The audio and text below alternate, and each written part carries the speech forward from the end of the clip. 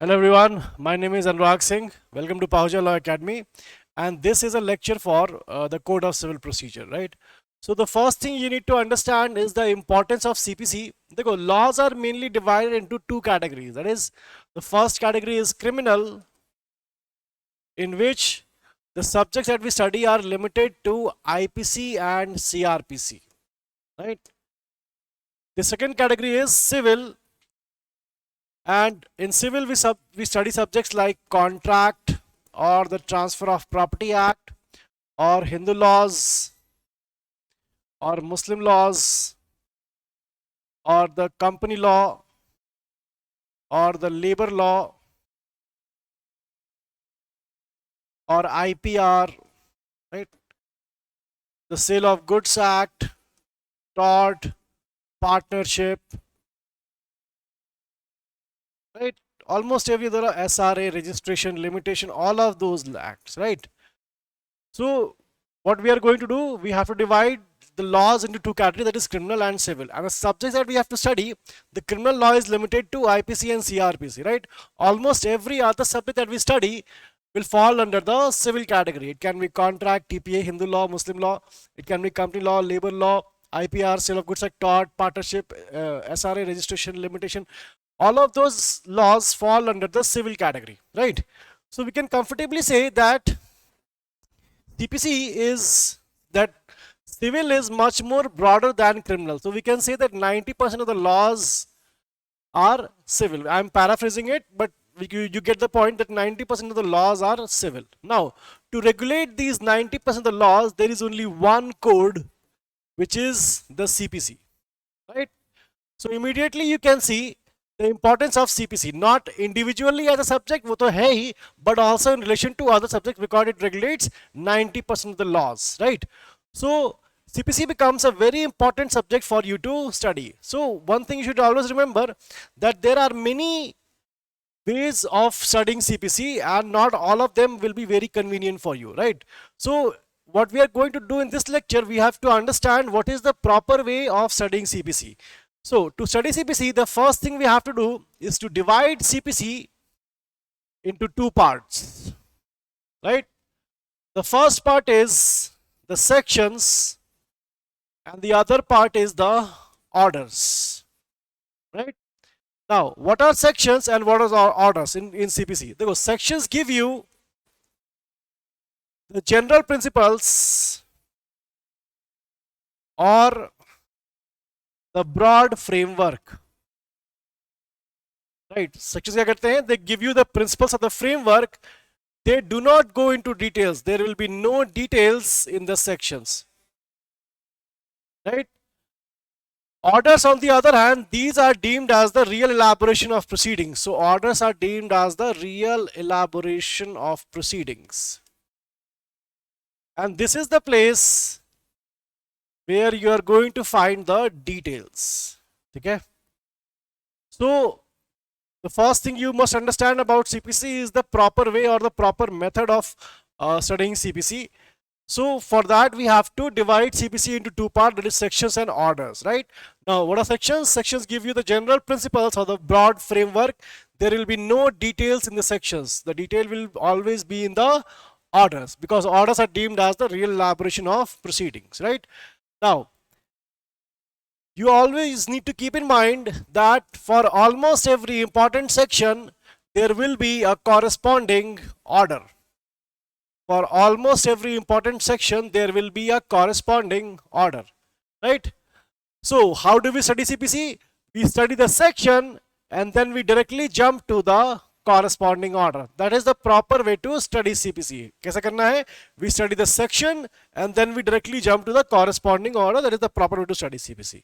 Now, याद रखना, do not study CPC section wise or order wise, right? Do not study CPC section wise or order wise. How do you study CPC? You study the section and then directly jump to the corresponding order. The section is going to give you the principles of the framework, and for the details you need to go to the orders, right? That is always the method you need to follow for properly understanding CPC, right?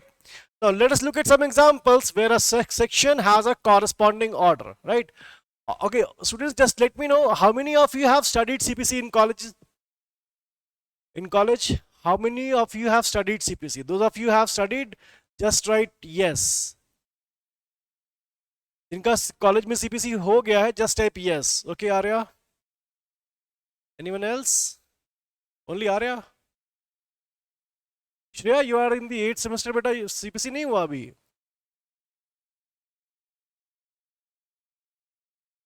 Okay. Okay, Shreya, I think she has left the meeting, but okay. Okay, Arya, do you have the bare act of CPC? I presume that you are sitting at home. Do you have the bare act of CPC, Arya?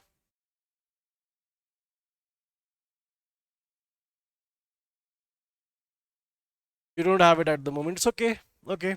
चलो कोई बात नहीं. If you have studied, just pay attention. Right. No one else is responding. That is why I'm asking you. Right. So my point is that a section will have a corresponding order, and you should always study the topic by going through the section and then going to the corresponding order. Like, let's take few examples. Suppose we have the topic of institution of suits, right? For this we need section 26 and the order is going to be order 4, right? So again, what we are going to do, we are going to section 26 and then we are going to directly to order 4. There are 158 sections and 51 orders, right? So after section 26 we are not going to 27, we are directly going to the order 4, right? Suppose we are studying the topic of summons. So for summons we need section 27 and the order is order 5, right? Again the same thing, we are going to study the section and then directly jump to the corresponding order. Suppose we are going through the topic of judgment. For that we need section 33 and the order is order 20, right? Suppose we are studying the topic of execution. For execution we need sections 36 to 74 and the order is order 21, right? Again the same thing, to study the topic of execution, first go through the sections and then go through the orders, right? Right, let's say we are going through the topic of first appeals. First appeals के लिए we need sections 96 to 99 and the order is order 41. Let's say we are going through the topic of second appeals. For second appeals we need sections 100 to 103 and the order is order 42. For the topic of appealable orders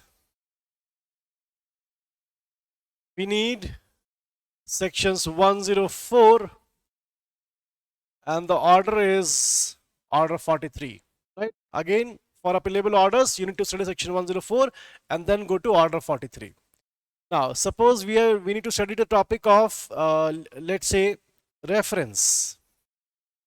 So for reference we need section 113 and the order is order 46, right?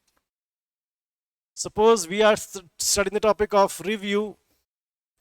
So for review we need section 114 and the order is order 47, right? Now suppose we have to study the topic of, let's say, temporary injunction.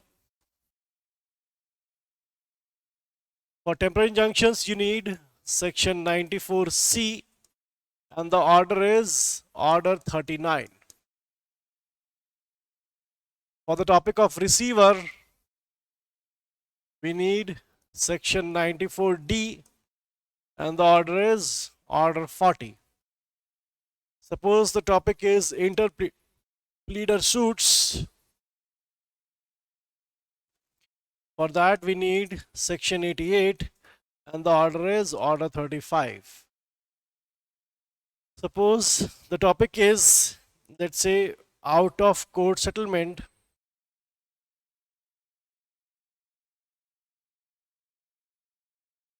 For that the section is section 89 and the order is order 10, rule 1, 1A, 1B. Right?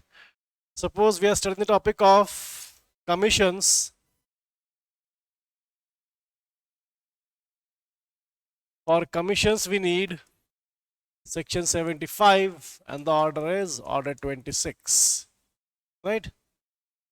So, just a few examples of a section which has a corresponding order, and like I said, to understand CPC, what we need to do, we need to study the section and then we directly need to go to the corresponding order. That is the proper way.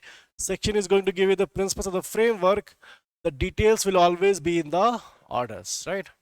So, okay, although this is a very good thing to do, but that does not mean that you can pick up any random section and go to the corresponding order. No, you will have to arrange the whole of CPC in a logical sequence, and for that we need to ask a question. The question is, how does an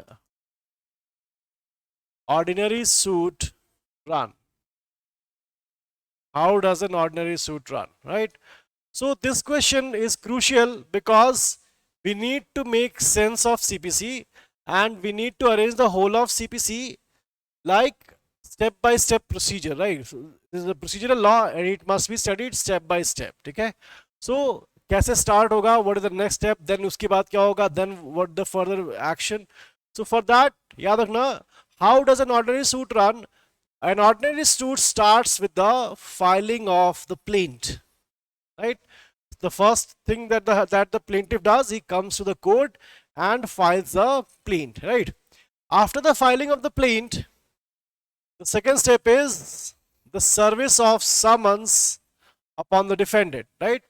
What the court does is serves a summon upon the defendant. That is how the opposite party is going to get the intimation that a legal action has been set in motion against him, right? So the second step is summons. Now the opposite party appears and files its written statement, right? So the first step is the filing of the plaint, then the summons are served upon the defendant, then the defendant appears and files his written statement. Now the next step is appearance and examination, right? Yeah, yaad rakhna, this is an oral examination. So what is going to happen is the both parties have already given their written submissions. That means the plaintiff has given his plaint and the defendant has given his written statement. But many times what happens is the language that has been used by the parties wanted to give it a different meaning by the choice of words, but the court is getting a different meaning from the choice of words. So what the court wants is a clarification from the parties, what is the real meaning that they wanted to give, right? So for that an oral examination is necessary, right? And for the oral examination the appearance of the parties is going to be necessary. So the oral examination cannot happen without the appearance of the parties. And what is the purpose of appearance? It's oral examination. That is why these two steps go hand in hand. Now, the parties have already given their written submissions. The court has also asked them to appear and examine them morally. Now the court understands what is the real nature of dispute among the parties. Okay? The court finally understands. And after that, the court goes on to framing of issues. Right? Issue framing is a very crucial part. And after the issues have been framed, then nextly the court goes to trial, right? So next step हमारा क्या होता है? The court starts with the trial. And in the trial, the both parties will give evidences in favor of their contentions. The plaintiff will give evidence in favor of his contention, and the defendant is going to give evidence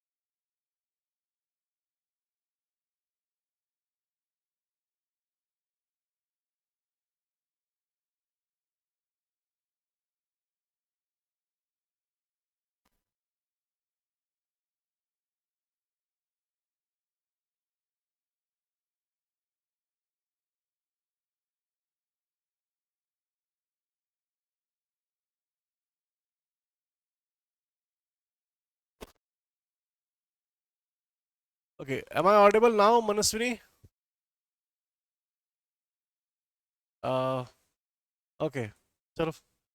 So what I was saying was ki the plaint is in order 7, the summons is in order 5, and the written statement is in under order 8, right? So agar we look at the sequence of the CPC has served the summons before even filing of the plaint because summons is in order 5, right?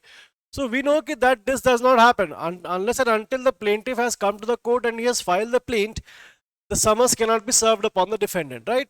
First thing. Second thing, under Order 5 Rule 2, there is a provision that after every summons has been served with the summons, there is always a copy of plaint accompanied by the copy of the summons, right? So we know कि by that provision कि अगर summons serve हो रहा है, that means the plaint has already been filed because copy of plaint जाएगी उसके साथ, right? So that means CPC is not arranged in a way like an ordinary suit runs, ठीक है? So हम लोगों को अरेंजमेंट ये खुद करनी पड़ेगी. This is not arrangement, right? That is why we need to ask this question: how does an ordinary suit run? And appearance and examination, this is under order 9 and 10. Then the framing of issues is under order 14. Then the trial or the hearing is under order 18. Then the judgment and decree is under order 20. Then the execution is under order 21. Then the appeal is under order 41. Review is under order 47. Revision is section 115, right? So what we have done, we have made a simple or a basic timeline to understand how does an ordinary suit run. After we have understood this timeline, now we need to arrange the section order correspondence on this timeline. ठीक है, जैसे यहाँ पर we have summons is section 27 and read with order 5. ठीक है, plaint, this is section 26, read with order 4, read with order 7. That is how you file a plaint, right? Execution, this is sections 36 to 74, read with order 21. Judgment and decree, this is section 33, read with order 20. Appeal, this is first appeals we are talking about. This is sections 96 to 99, read with order 41. Review is section 114, read with order 47. Right? So याद रखना कि the corresponding thing that we talked about कि section and order का correspondence होना चाहिए. That's a very good thing to do, but that does not mean that you can pick up any random section and go to the corresponding order. No, never do that. You should arrange the whole of CPC in a logical way, and जब वो logical वे में logical वे कैसे करता है ordnance को कैसे run करता है and after we have done the arrangement, now you have to follow the section order correspondence on the basis of the step-by-step procedure, right? So anyone listening? Anyone? Are you listening?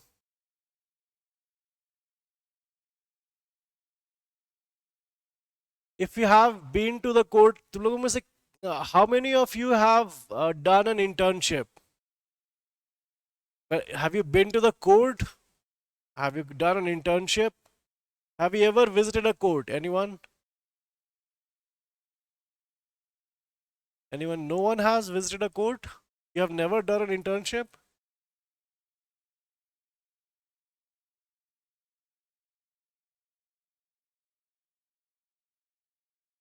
No one? देखो, if you have never been to a court or never done an internship, please make this timeline and this chart because you're not going to get this in any book. This is the right mixture of theory as well as practice, right? Practice wala part is the step-by-step procedure and the theory part is the corresponding of sections and orders. Okay? So CPC is a very important subject and try to maintain the section order correspondence along with the basic timelines, the step-by-step procedure, right? But you should also keep in mind that the plaint, before we come to this timeline, the plaint has to be filed in a court which has jurisdiction. Okay, you cannot just go to any court and file the plaint. The court must have jurisdiction. So even before this timeline starts, we need that the plaint must be filed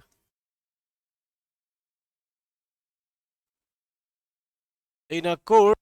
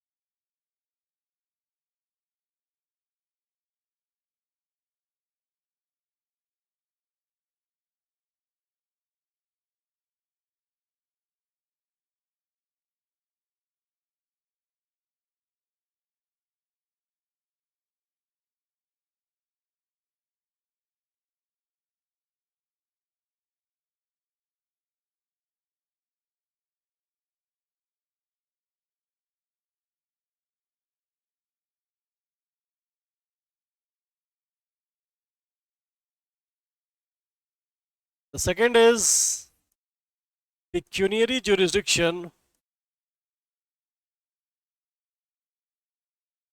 and the third is territorial jurisdiction. ठीक है?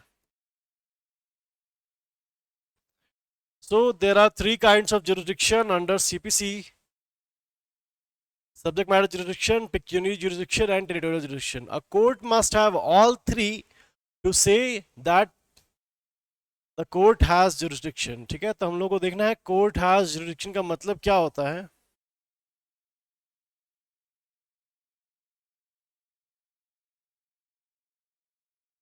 ठीक है? Court has jurisdiction का मतलब, this means the court must have the subject matter jurisdiction or the pecuniary jurisdiction or the territorial jurisdiction. Or, so not or, and. The court must have the subject matter jurisdiction and the pecuniary jurisdiction and the territorial jurisdiction.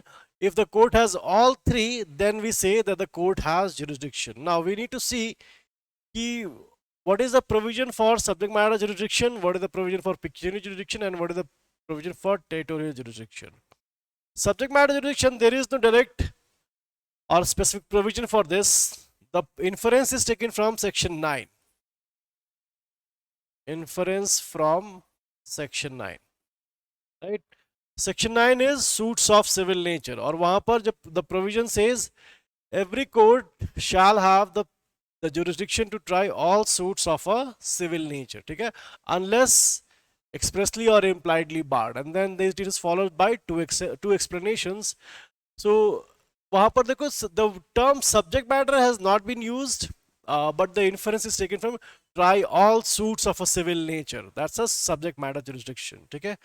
So in that, the main thing that the section 9 says is that there must be a violation of a right. Okay. Subject matter jurisdiction is violation of a right. Okay. So whenever a right is violated, that is when you get a cause of action, right? There must be a right and there must be a violation of that right. That gives you a reason to file a suit, and that is why the courts will have jurisdiction whenever there is a violation of a civil right. Okay? We are talking about civil rights and not the political rights. यहाँ पर civil and not the criminal rights, ऐसा भी कुछ नहीं है. Only the civil one. The first thing, subject matter jurisdiction. The court must have subject matter jurisdiction. But एक बात ये भी याद रखना कि subject matter jurisdiction में वहाँ पर provision, the provision also says that the court the subject matter jurisdiction must not be expressly or impliedly barred, right? इसका मतलब ये हुआ कि there are certain courts or tribunals which have a special subject matter and no other court is allowed to try it. जैसे consumer forum या consumer court अगर है तो कंज्यूमर कोर्ट को it has been created by a special statute. A special statute has created a special court, and the special statute says that only this court will have jurisdiction for this subject matter and no other. Like we have the income tax tribunal, right? So only that court will have jurisdiction and no other court is going to have jurisdiction. Or you have the debt recovery tribunal. So under the SERFSI Act, that tribunal has been created, and whatever the offences related to the SERFSI Act, they are only triable by the by the DRT, the debt recovery tribunal, right? So यहाँ पर याद रखना कि इसे और भी बहुत सारे एग्जांपल्स हैं. कंपनी लॉ ट्राइब्यूनल है, रेंट कंट्रोलर्स कोर्ट है, right, motor vehicles complaint tribunal जो है, all of those courts, they have been created by special statutes, and the special statutes have expressly said that no other court is going to have jurisdiction, right? So वहां पर भी civil courts का jurisdiction नहीं होगा, ठीक है. So section 9 has two parts. One is the expensive one and then the other is the restrictive one. The expensive one says that all courts shall have jurisdiction to try suits of civil nature. That's the expansive part. Then there is the restrictive part which says that unless it is expressly or impliedly barred, right? So that is the example that I gave you. Certain courts have special jurisdiction in that the civil courts cannot interfere, right? So that is an example of a subject matter jurisdiction. Now the other one is pecuniary jurisdiction. For this you need sections 3, 6 and 15 of the Code of Civil Procedure. Now section 3 tells you about the hierarchy of courts, right? कि courts की hierarchy क्या होती है. And the courts according to section 3, the lowest level court is the court of small causes, ठीक है, या small causes court, right? So it is at the lowest level, and उसके ऊपर there is a civil court, then there is a district court, and then there is the high court. According to section 3, this is the hierarchy. So at the bottom is the court of small causes, and above it there will be the civil courts, and above it there will be the district courts, and above it there is the high courts, right? So this is the hierarchy of courts given under section 3, right? So under section 3, this is the hierarchy of civil courts given. At the bottom is the court of small causes, then we have the civil court, then the district courts and the high court, right? Now the other provision is section 6. Section 6 talk about pecuniary jurisdiction as well as valuation, okay? So we need to understand ki what is valuation, okay? Valuation is nothing but the value of the subject matter. Value of the subject matter. Suppose the subject matter is a house. Okay, is a house. Suppose this house is worth rupees 50 lakhs. That's the market value or the value of the subject matter. So if the house is worth rupees 50 lakhs, the suit will be valued at rupees 50 lakhs. The valuation of the subject matter, that is the valuation of the suit, valuation is also going to be rupees 50 lakhs. So it is pretty simple and straightforward. What is valuation? Valuation is the value of the subject matter, right?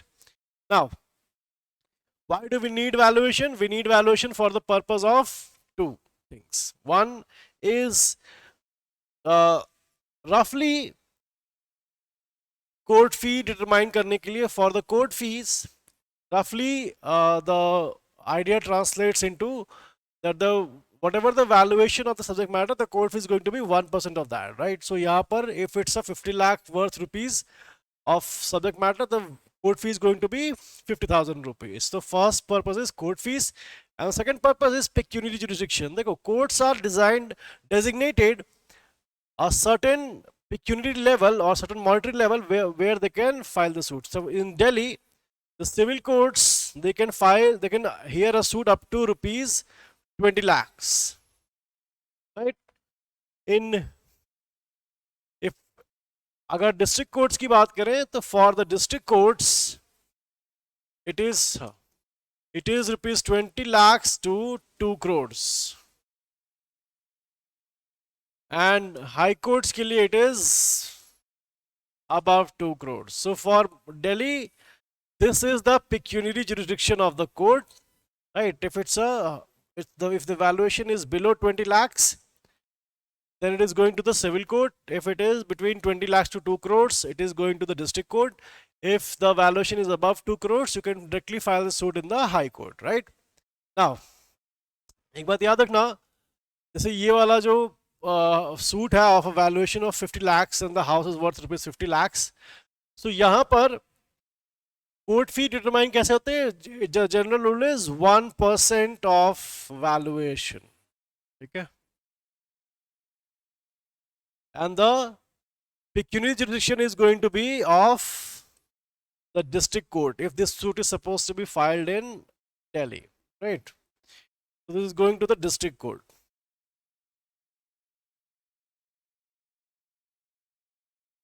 Okay.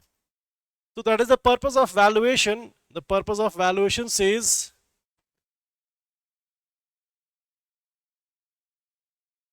the one thing that it is valid for is the court fee, and the other one is pecuniary jurisdiction. ठीक है?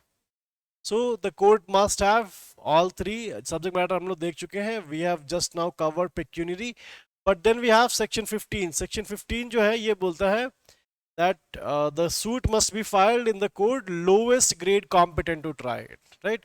So the suit must be filed in the court lowest grade competent to try it. So यहाँ पर in this example the court which is the lowest grade competent to try it is the district court, because अगर देखोगे तो valuation of 50 lakhs this falls between 20 lakhs to 2 crores. देखो इसमें fall करेगा. So the lowest grade competent to try it, that is the district court. ठीक है? So that is section 3, 6 and 15 which tell you about the pecuniary jurisdiction, right? Now we have the territorial jurisdiction. Now this is a big provision, territorial jurisdiction. Let's cover it separately. देखो, for territorial jurisdiction, we need to understand that this is a big provision, and it literally means local limits of the court. Local limits of the court, right? Now the provision for territorial jurisdiction are between section 16 to 20. Okay, section 16 to 20, and they have to be read with section 21 to 25. Section 21 to 25. So the main provision is section 16 to 20, and then the allied provisions are under section 21 to 25. In this, when we start section 16, they go for territorial jurisdiction. First thing is section 16. Okay, this is where the provision for the territorial jurisdiction starts, and यहाँ पर देखो, this is for immovable property.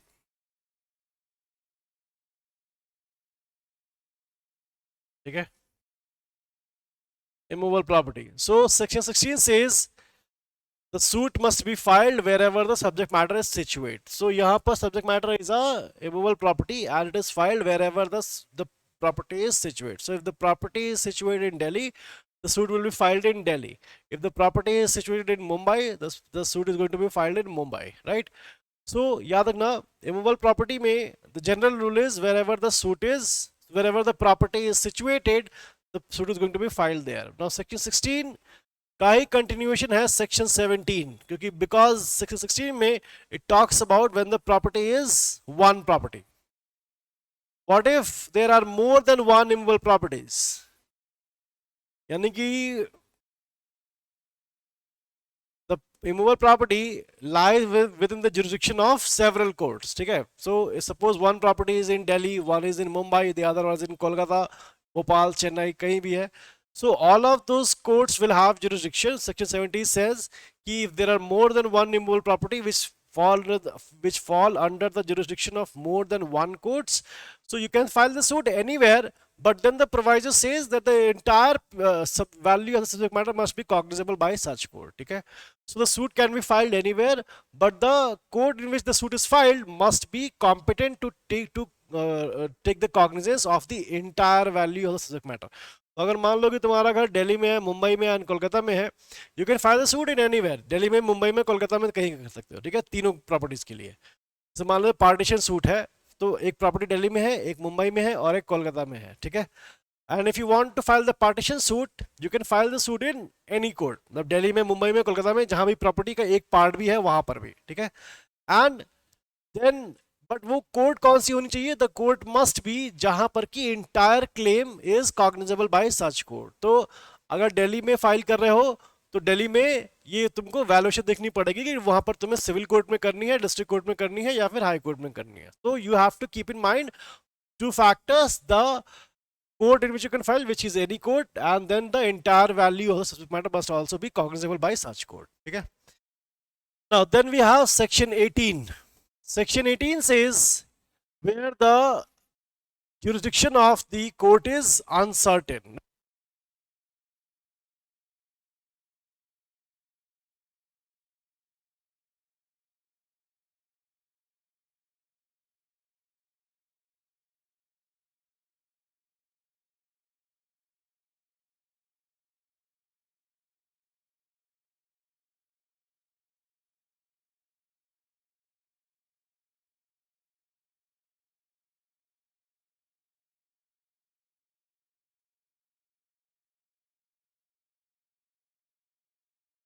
The provision for uncertain jurisdiction, so you can file the suit if you are not certain कि इस court के पास jurisdiction है या नहीं, and even the court is not certain कि मेरे पास jurisdiction है या नहीं, you can file the suit. ऐसा नहीं है. If the court has subject matter and pecuniary jurisdiction, if it does not have territorial jurisdiction, the decree will be still valid and completely executable. Right. Now, next we have section 19. Section 19 says the suit to be filed when there is a wrong to a person or to a movable property. ठीक है, so compensation for wrong to or movable property वो यहाँ file होता है. This is compensation for wrong to movable property or persons. ठीक है, so in tort you must have studied about assault, battery, defamation, false imprisonment, malicious prosecution.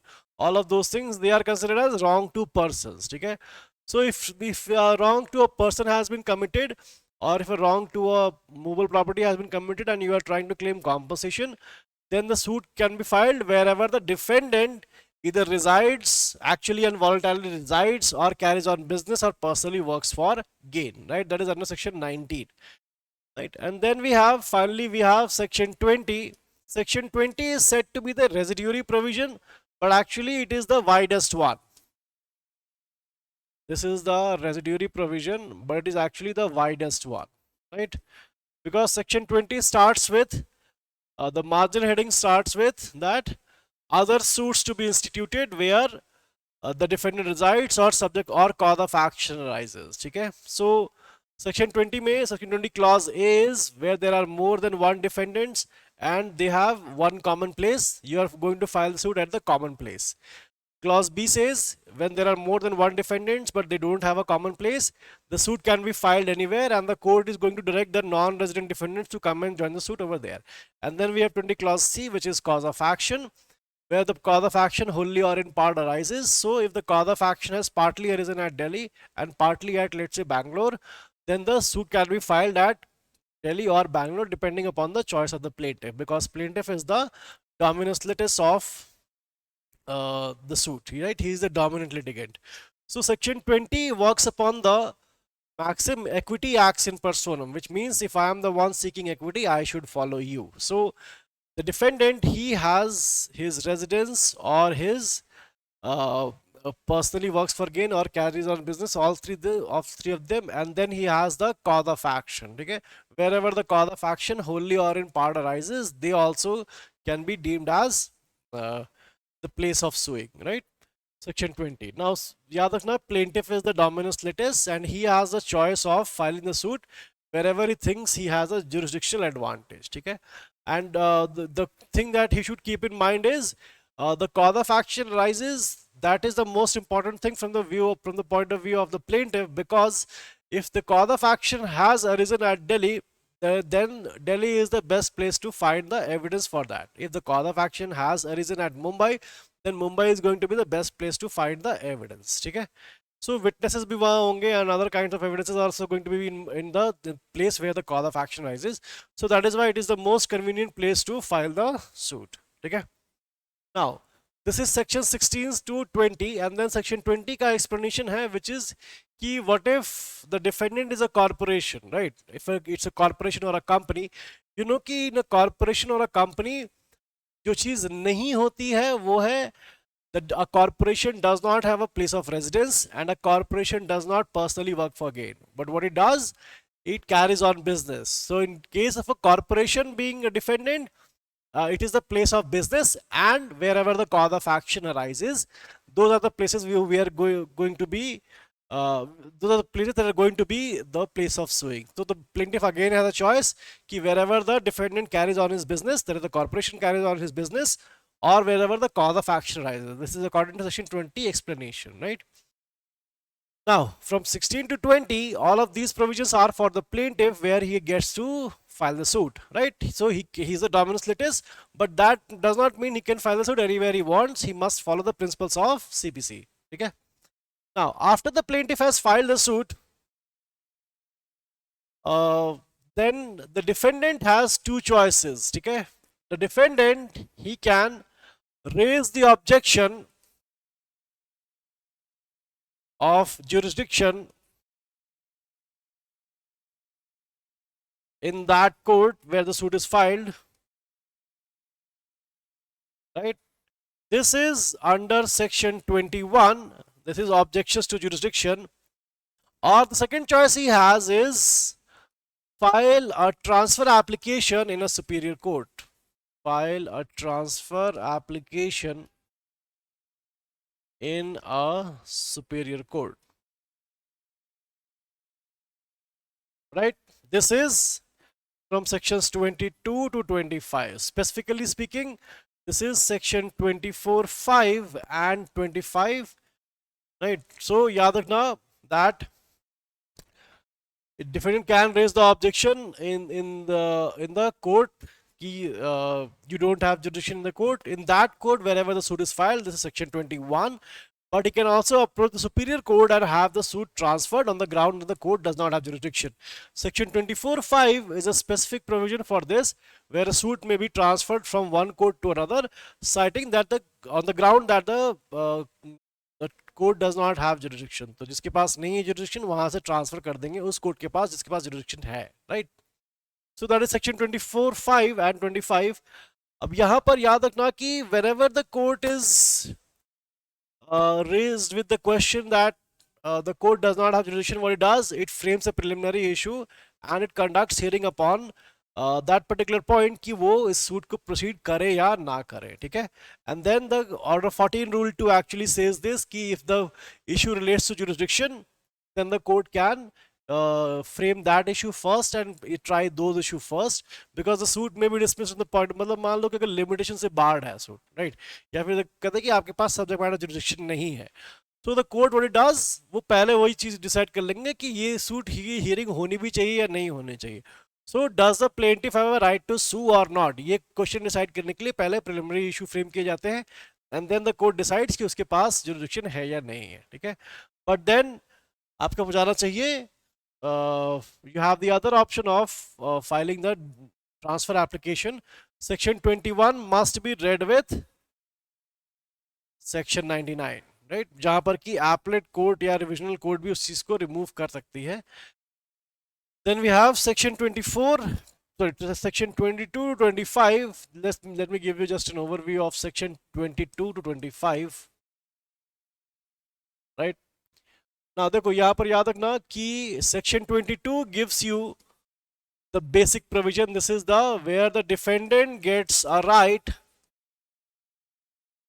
to file a transfer application, right? So it's a basic provision which gives a right to the defendant to file a transfer application, and then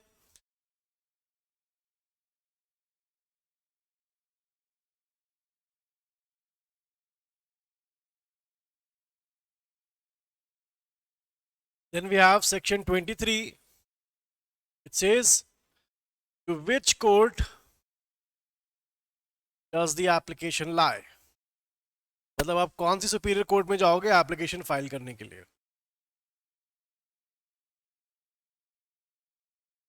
To which court does the application lie, right? So then we have section 24. Section 24 says what are the powers of the superior court when it is deciding the transfer application, right?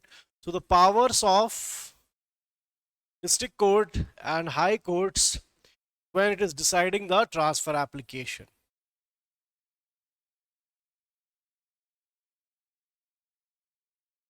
right?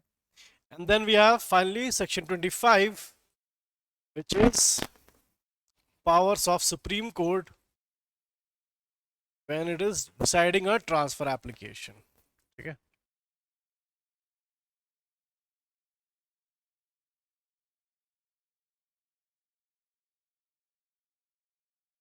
Right.